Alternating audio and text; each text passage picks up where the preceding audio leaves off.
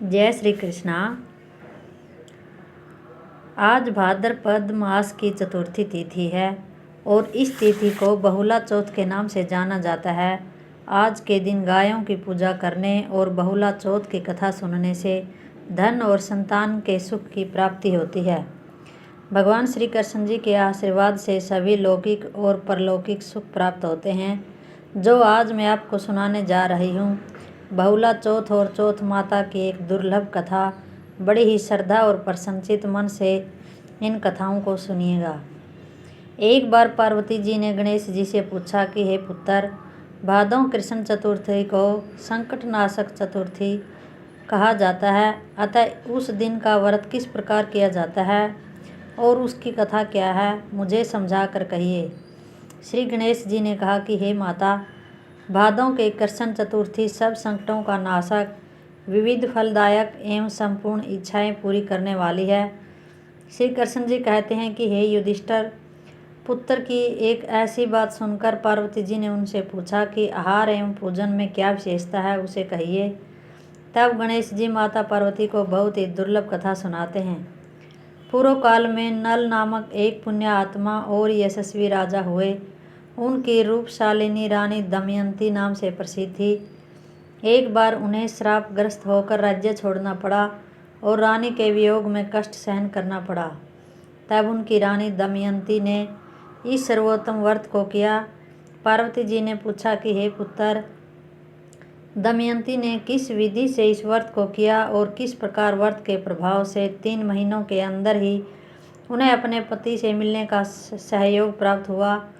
इन सब बातों को आप मुझे बताइए। श्री कृष्ण जी ने कहा कि हे युधिष्ठिर, पार्वती जी के ऐसा पूछने पर बुद्धि के भंडार गणेश जी ने जैसा उत्तर दिया उसे मैं कह रहा हूँ, आप भी सुनिए। श्री गणेश जी कहते हैं कि हे माता, राजा नल को बड़ी बड़ी आपदाओं का सामना करना पड़ा। हाथी खाने से हाथी और गुड़साल से घोड़े का अपहरण हो गया। डाकुओं ने राजकोष लूट लिया और अग्नि की ज्वालाओं से घिरकर उनका माल भस्म हो गया। राज्य को नष्ट करने वाले मंत्री लोगों ने भी साथ छोड़ दिया। राजा जुए में सब कुछ गंवा बैठे और उनकी राजधानी भी उनके हाथ से निकल गई। सभी ओर से निराश और असहाय होकर राजा नल वन में चले गए। वन में रहते समय उन्हें दमयंती के साथ अनेक कष्ट सहन करने पड़े। इतना होते हुए भी उनका रानी से वियोग हो गया। तत्पश्चात राजा किसी नगर में भिक्षाटन करने लगे, रानी किसी दूसरे नगर में रहने लगी और राजकुमार अन्यत्र नौकरी करने लगा। जो किसी समय राजा रानी राजपुत्र कहे जाते थे, वही अब भिक्षा मांगने लगे। तरह तरह के रोगों से पीड़ित होकर, एक दूसरे से अलग होकर कर्म फल को भोगते हुए दिन बीतने लगे। एक समय की बात है कि वन में भटकती हुई दमयंती ने महर्षि शरभंग के दर्शन किए। उनके पैरों पर नतमस्तक होकर हाथ जोड़कर कहा कि हे ऋषिराज, मेरा अपने पति से कब मिलन होगा? किस उपाय से मुझे हाथी घोड़ों से युक्त घनी आबादी वाली नगरी मिलेगी? मेरा भाग्य कब लौटेगा? हे मुनिवर, आप निश्चित रूप से बताइए। श्री गणेश जी कहते हैं कि दमयंती का यह उत्तम प्रश्न सुनकर शरभंग मुनि ने कहा कि हे दमयंती, मैं तुम्हारे कल्याण की बात बता रहा हूँ, उसे ध्यानपूर्वक सुनो। इससे सब संकट का नाश होता है। यह सब कामनाएं पूर्ण करने वाला एवं शुभदायक है। भादों मास की कृष्ण चतुर्थी संकटनाशक कही गई है। इस तिथि को नर नारियों के एकदंत गजानन की पूजा की जाती है।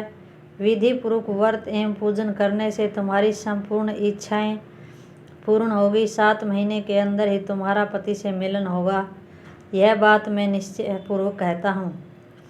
श्री गणेश जी कहते हैं कि शरभंग मुनि का ऐसा आदेश पाकर दमयंती ने भादों की संकटनाशक चतुर्थी व्रत प्रारंभ किया और तभी से लगातार प्रतिमा से गणेश जी का पूजन करने लगी। 7 ही महीने में राजन इस उत्तम व्रत को करने से उसे पति, राज्य, पुत्र और पूर्वकालीन वैभव आदि की प्राप्ति हो गई। श्री कृष्ण जी कहते हैं कि हे युधिष्ठिर, इसी प्रकार इस व्रत को करने से आपको भी राज्य की प्राप्ति होगी और आपके सभी शत्रुओं का नाश होगा, यह निश्चय है। इस प्रकार मैंने सभी व्रतों में उत्तम व्रत का वर्णन किया है। यह सब संकट का नाश करता हुआ आपके भाग्य की वृद्धि करेगा। आइए अब मनोकामनाओं की पूरी करने वाली चौथ माता की कथा को सुनते हैं। कहते हैं कि बहुला चतुर्थी के दिन चौथ माता और गणेश जी की कथा का अवश्य सुनना चाहिए। द्वापर युग की बात है। द्वापर युग में जब भगवान श्री हरि ने वसुदेव और देवकी के यहाँ श्री कृष्ण रूप में अवतार लेकर ब्रजभूमि में अनेक लीलाएं की, देवी देवता भी अपने अपने अंशों से उनकी लीला में सहायक हुए। गौ शिरोमणि कामधेनु माता भी अपने अंश से उत्पन्न होकर बहुला नाम से नंद बाबा की गौशाला में गाय बनकर उसकी शोभा बढ़ाने लगी। बाल रूप श्री कृष्ण जी का बहुला से और बहुला का श्री कृष्ण जी से अपार स्नेह था। कहा जाता है कि बालक श्री कृष्ण को देखते ही बहुला के सतनों से धारा बहने लगती थी। श्री कृष्ण जी बहुला की मातृत्व भाव को देखकर अमृत सादृश्य उस दुग्ध का पान किया करते थे। एक दिन बहुला वन में घास चर रही थी। उसी समय श्री कृष्ण जी को बाल लीला सूझी। उन्होंने माया से सिंह का रूप धारण कर लिया। बहुला सिंह को देखकर भयभीत हो गई और थर थर कांपने लगी। बहुला ने विनती की, हे वनराज, मैंने अभी अपने बछड़े को दूध नहीं पिलाया है। वह मेरी प्रतीक्षा कर रहा होगा, अतः मुझे जाने दो। मैं उसे दूध पिलाकर तुम्हारे पास वापस आ जाऊंगी, तब तुम मुझे खाकर अपनी भूख मिटा लेना। तब सिंह ने कहा कि मृत्यु पास में फंसे जीव को छोड़ देने पर उसके पुनः वापस लौट कर आने का क्या विश्वास। निरुत्तर होकर बहुला ने सत्य और धर्म की शपथ ली। तब सिंह ने उसे छोड़ दिया। बहुला गौशाला में जाकर प्रतीक्षारत भूख से व्याकुल अपने बछड़े को दूध पान कराने लगी। पुनः उसके बाद अपने वचन की रक्षा हेतु सिंह के पास वापस आ गई। बहुला को देखकर सिंह का स्वरूप धारण किए हुए श्री कृष्ण जी प्रकट हो गए और बोले, हे बहुला, यह तुम्हारी अग्नि परीक्षा थी।